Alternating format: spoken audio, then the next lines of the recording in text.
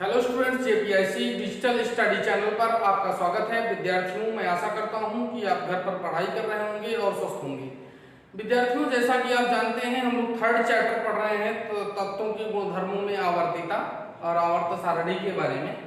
तो यहाँ पर हम लोग आज की क्लास में जो है डिस्कस कर रहे हैं तत्वों के गुणधर्मों की आवर्तिता में भौतिक गुण जो होता है किसी भी तत्व का, उसके गुणधर्म में किस प्रकार से आवर्तों में और वर्गों में परिवर्तन होता है, इसके बारे में हम लोग डिस्कस कर रहे हैं। पिछली क्लास में हमने परमाणु त्रिज्या के बारे में जो है डिस्कस किया था, जिसमें बताया गया था कि परमाणु त्रिज्या जो होती है वो किसी भी परमाणु के नाभिक से इलेक्ट्रॉन क्लाउड जो होता है, इलेक्ट्रॉन मेघ के बीच की दूरी जो है उसकी परमाणु त्रिज्या कहलाती है।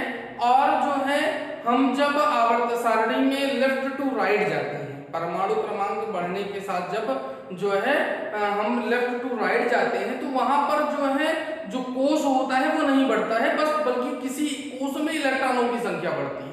और जब इलेक्ट्रॉनों की संख्या बढ़ती है तो जो प्रभावी नाभिकीय आवेश ज्यादा होता है, और जब किसी एक जो है सभी इलेक्ट्रॉन पर जब नाभिकीय आवेश ज्यादा होगा, खिंचाव ज्यादा होगा, तो परमाणु का आकार छोटा हो जाएगा।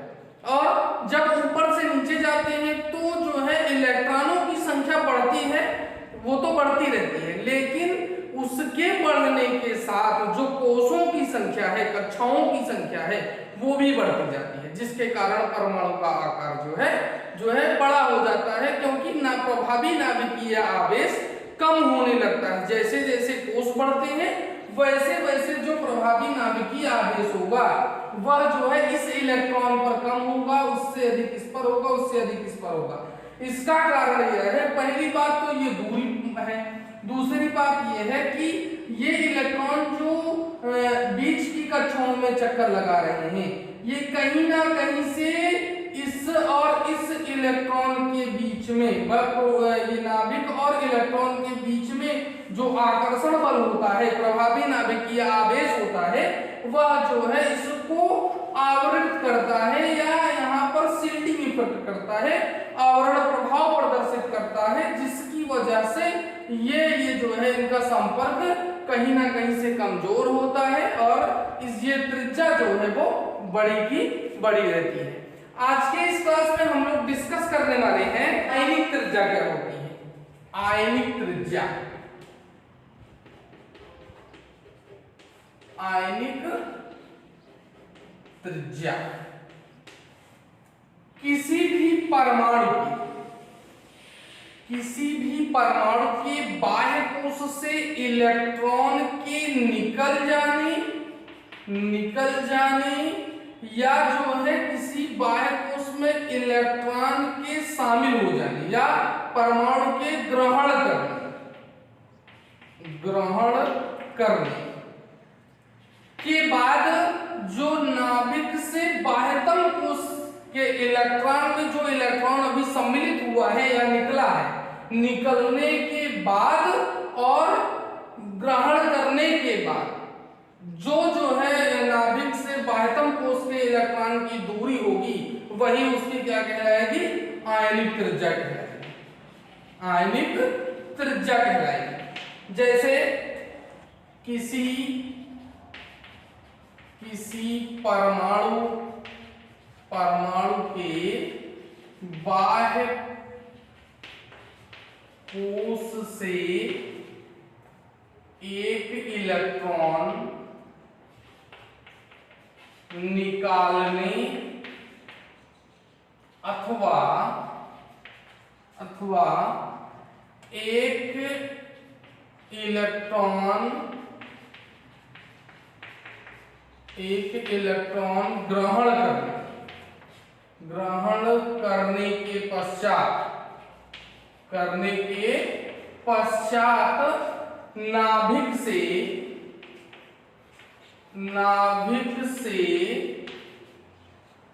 इलेक्ट्रॉन मेघ की दूरी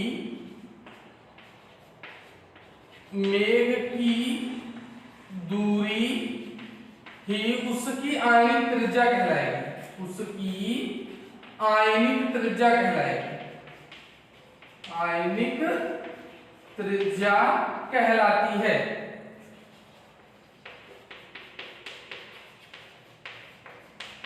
किसी परमाणु के बाह्य कोश से एक इलेक्ट्रॉन को ग्रहण कर ले तब, या एक इलेक्ट्रॉन को त्याग करने के बाद जो इलेक्ट्रॉन क्लाउड होगा उसकी दूरी जो है क्या कहलाएगी, उसकी आयनिक त्रिज्या कहलाएगी। यह मुख्य रूप से दो प्रकार की होती है, दो प्रकार की होती है। पहली है धन आयनों की त्रिज्या, धन आयनों की त्रिज्या।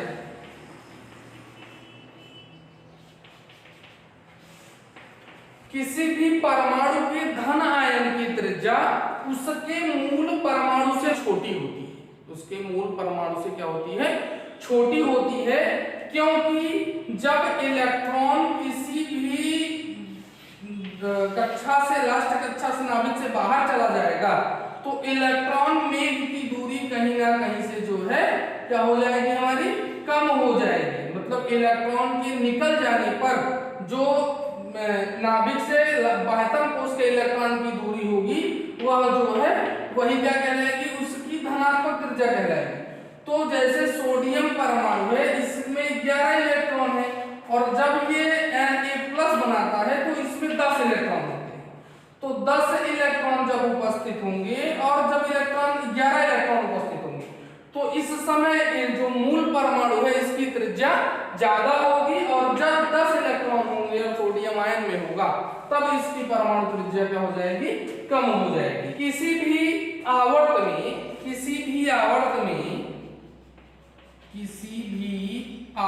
में दाएं से बाएं जाने पर, बाएं से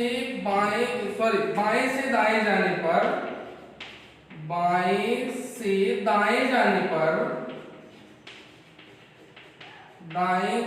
पर समआयनिक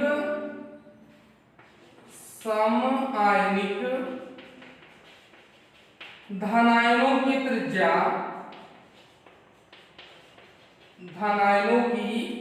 त्रिज्या कम होती है,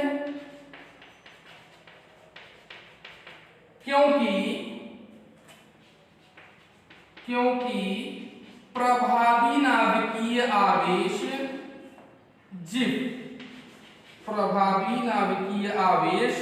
क्या हो जाता है, बढ़ जाने से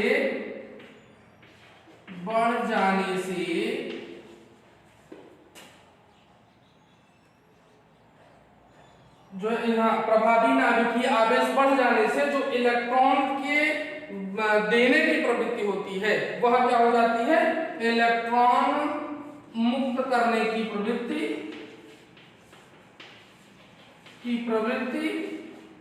कम हो जाती है। तो इस प्रकार से अगर जो है हम आवर्त सारणी में लेफ्ट टू राइट जाते हैं तो वहां पे क्या होता है कि धीरे धीरे जैसे राइट में जाते हैं वैसे वैसे जो है आपका प्रभावी नाभिकीय आवेश होता है वो बढ़ता जाता है, और किसी भी परमाणु से इलेक्ट्रॉन को त्यागने की जो क्षमता होती है वो कम होती रहती है, जिसके कारण जो है यहाँ जो त्रिज्या होती है, धन आयन त्रिज्या होती है वो कम होती है। और जब हम ऊपर से नीचे जाते हैं, वर्ग में ऊपर से नीचे जाने पर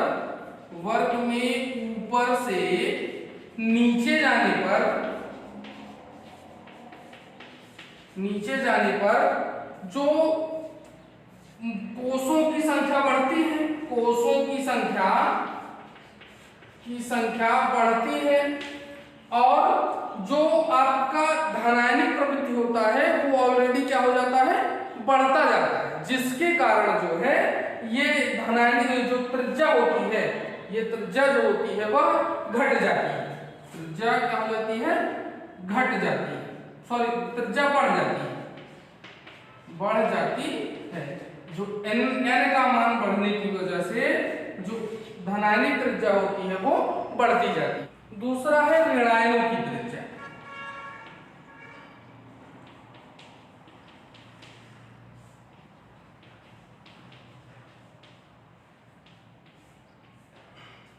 ऋणायनों की त्रिज्या परमाणु के किसी भी परमाणु में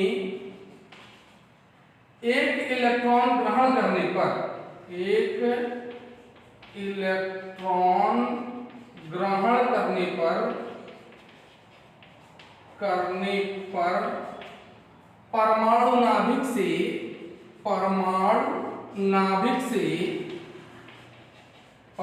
नाभिक से इलेक्ट्रॉन मेघ की दूरी ही उसकी ऋणायनिक त्रिज्या कहलाती है। ऋणायनिक त्रिज्या कहलाती है। उसकी ऋणायनिक त्रिज्या कहलाती है। किसी भी नाभिक से परमाणु के बाह्यतम कोश की दूरी जो है जितनी है, अगर इसमें एक इलेक्ट्रॉन जो है सम्मिलित कर दिया जाए, तब जो इलेक्ट्रॉन का मेघ होगा, वहां से इलेक्ट्रॉन क्लाउड की दूरी क्या हो जाती है, बढ़ जाती है, क्योंकि प्रभावी नाभिकीय आवेश जो होता है वो इलेक्ट्रॉन के बढ़ने के बाद कम हो जाता है। जो प्रभावी नाभिकीय आवेश होता है वो इलेक्ट्रॉनों के बढ़ने के बाद जो है कम हो जाता है। अतः जो है जो ऋणायनिक त्रिज्या होती है वो मूल परमाणु की त्रिज्या से बड़ी होती है। अब हम बात करें आवर्त और वर्ग की, तो आवर्त में लेफ्ट टू राइट जाने पर जो तत्वों की विद्युत ऋणात्मकता है वो बढ़ती है। मतलब जो हम लोग जब जो है लेफ्ट टू राइट जाते हैं तो इलेक्ट्रॉन ग्रहण करने की जो प्रवृत्ति होती है वह बढ़ती है, जिसके कारण आयनिक त्रिज्या जो है वह जब ग्रहण ज्यादा करेगा तो आयनिक त्रिज्या क्या हो जाएगी, बढ़ जाएगी। और जब हम ऊपर से नीचे जाते हैं तो जो विद्युत ऋणात्मकता होती है वह जो है घटती है। मतलब परमाणु त्रिज्या जब बढ़ेगी तो इलेक्ट्रॉन जो ग्रहण करने की प्रवृत्ति होती है वो कम हो जाती है, और जब इलेक्ट्रॉन कम ग्रहण करेगा तो जो हमारी आयनिक त्रिज्या होगी वो क्या हो जाएगी, वो कम हो जाएगी। तो इस प्रकार से जो है लेफ्ट टू राइट जाने पर जो परमाणु त्रिज्या होती है वो बढ़ती है, और ऊपर से वर्ग में ऊपर से नीचे जाने पर जो आयनिक त्रिज्या होती है वो क्या होती है, कम हो जाती है। आयनन एंथैल्पी क्या देखते हैं, आयनन एंथैल्पी क्या है?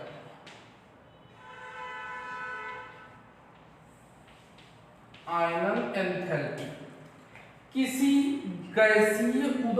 उदासीन गैसीय परमाणु से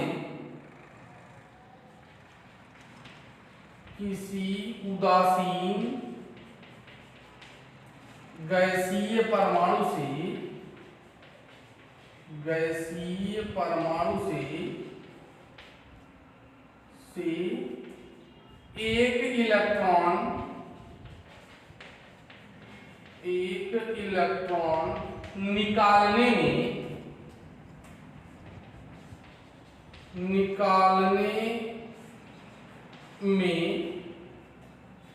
निकालने में दी गई आवश्यक ऊर्जा उसकी आयनन एंथैल्पी कहलाती है। आयनन एंथैल्पी कहलाती है।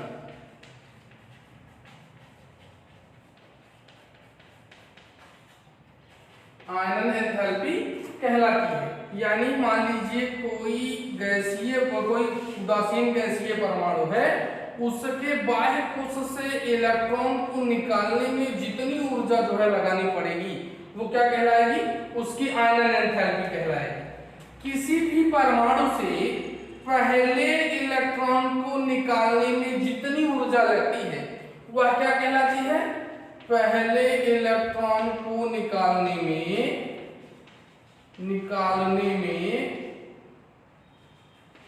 लगने वाली ऊर्जा प्रथम आयनन एंथैल्पी कहलाती है। प्रथम आयनन एंथैल्पी कहलाती है। तथा किसी परमाणु दूसरा इलेक्ट्रॉन निकालने में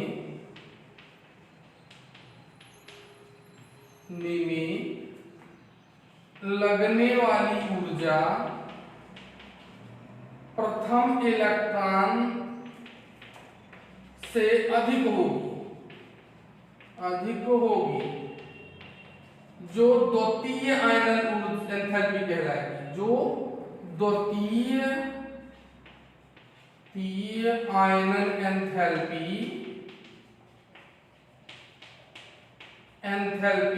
कहलाएगी। अर्थात जो प्रथम आयनन एंथैल्पी होती है, प्रथम आयनन एंथैल्पी वह जो है द्वितीयक आयनन एंथैल्पी से कम होती है, और द्वितीयक आयनन एंथैल्पी का मान तृतीयक आयनन एंथैल्पी से कम होती है। मतलब जैसे जैसे आप इलेक्ट्रॉन निकालते जाएंगे वैसे वैसे जो आयनन एंथैल्पी होगी वह उसका मान बढ़ता जाएगा। अगर पहला इलेक्ट्रॉन निकालेंगे तो कम ऊर्जा में आप लगा के निकाल सकते हैं, और जैसे ये इलेक्ट्रॉन निकलेगा वैसे ही प्रभावी नाभिकीय आवेश जो जिफ होता है वह बढ़ जाता है, और दूसरा इलेक्ट्रॉन निकालने के लिए आपको इससे अधिक ऊर्जा लगानी पड़ेगी।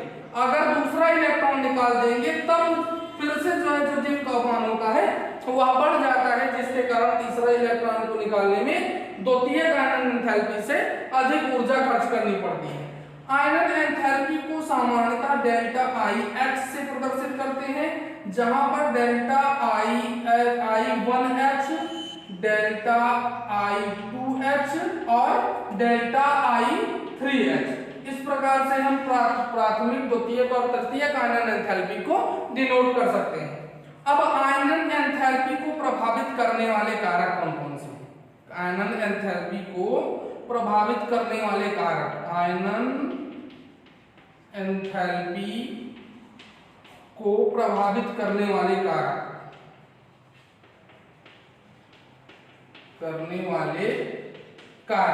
जिनमें पहला है परमाणु त्रिज्या। परमाणु त्रिज्या बढ़ने पर आयनन एंथैल्पी का मान जो होता है वह कम होता है, क्योंकि जो इलेक्ट्रॉन का प्रभावी नाभिकीय आवेश होता है या जो है नाभिक से जो उसकी दूरी होती है वह अधिक हो जाती है, और जिसके कारण यह इलेक्ट्रॉन उतना जो है पावरफुल रूप से पकड़ा नहीं होता है। मतलब जिसका आप कह सकते हैं प्रभावी नाभिकीय आवेश उतना जो है प्रभावी नहीं होता है, जिसके कारण आयनन एंथैल्पी जो है कम हो जाती है। मतलब यहाँ से इलेक्ट्रॉन का निकालना ज्यादा आसान है।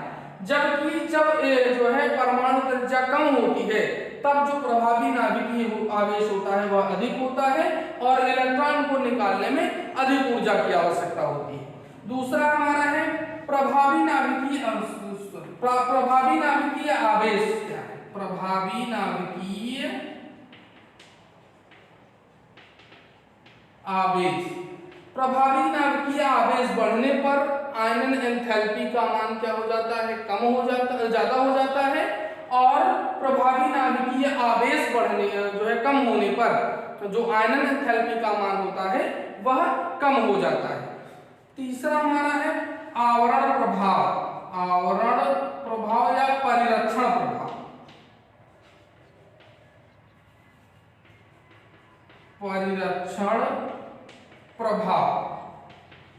परिरक्षण प्रभाव अधिक होने से जो परमाणु आकार होता है वह बड़ा होता है या परमाणु त्रिज्या बढ़ जाती है।